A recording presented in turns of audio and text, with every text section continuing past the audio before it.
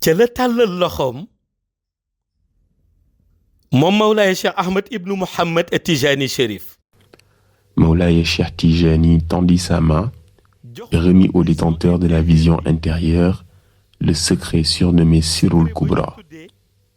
Dès qu'il en prit possession, ce dernier perçut avec acuité que ce secret renfermait en son sein l'ensemble des 19 noms du Maître.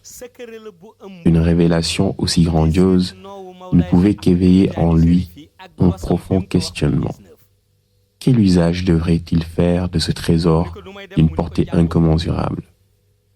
Mawlaaya Cheikh, dans sa sagesse infinie, lui indiqua alors de psalmodier chacun de ces noms une seule fois. Obéissant à cette injonction sacrée, il entama la récitation et, aussitôt, ses perceptions furent transcendées. Devant ses yeux s'ouvrit une mer éthérée, correspondant à la lettre Lam, dont la limpidité absolue révélait jusqu'aux profondeurs insoupçonnées de son essence. Cette mer, d'une clarté si pure qu'aucun voile ne pouvait en altérer la transparence, s'offrait à lui telle une vaste étendue de connaissances divines. Alors qu'il contemplait cette immensité céleste, son regard fut soudain captivé par la présence d'écritures insaisissables pour l'œil profane.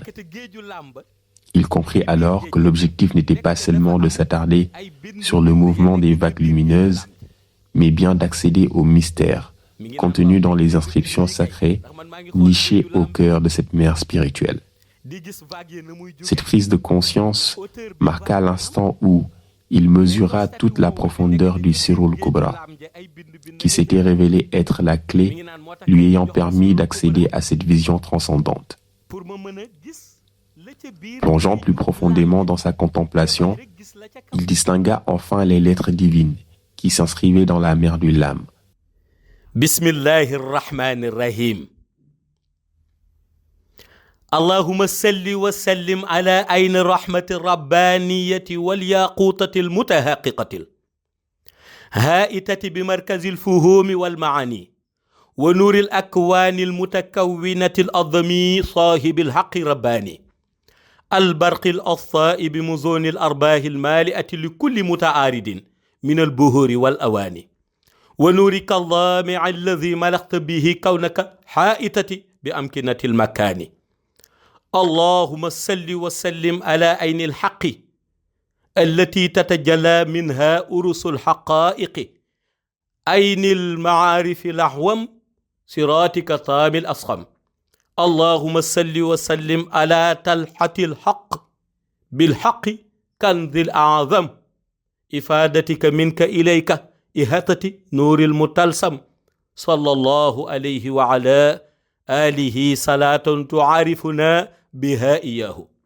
À peine eut-il prononcé ces mots à distance qu'il aperçut un ange, déjà installé dans son environnement immédiat, qui reprend la récitation de ce refrain céleste dans une mélodie agréablement fantastique. اللهم صل وسلم على عين الرحمة الربانية والياقوتة المتحققة الهائتة بمركز الفهوم والمعاني ونور الأكوان المتكونة الأضمي صاحب الحق رباني البرق الأسطاء بمزون الأرباح المالعة لكل متعارض من البهور والأواني ونورك اللامع الذي ملكت به كونك الهائتة بأمكنة المكان.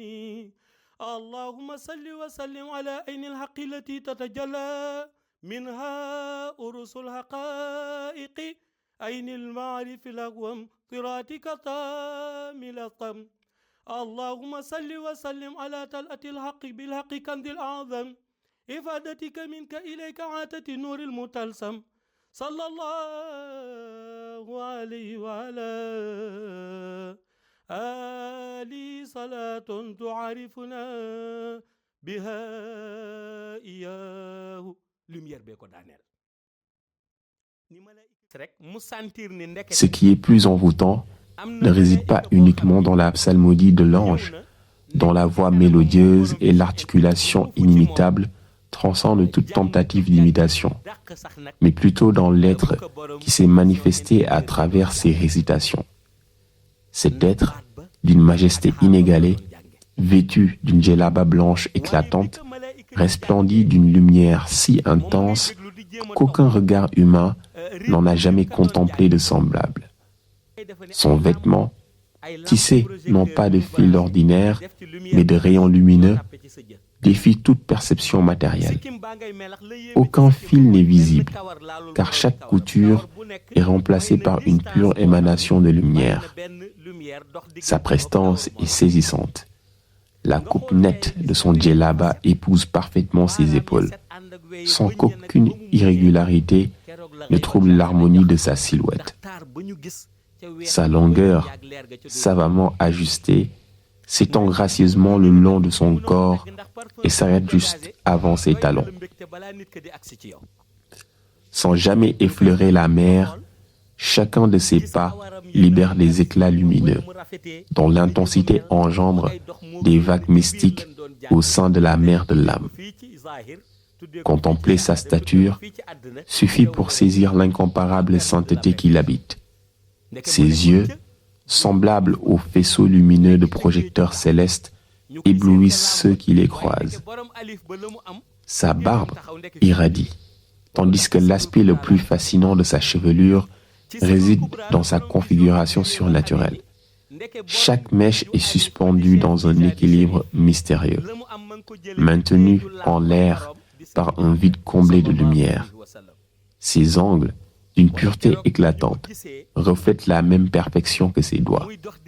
Lorsqu'il esquisse un sourire, l'univers tout entier semble s'incliner sous l'effet de cette beauté divine, provoquant une fusion entre les cieux et la terre.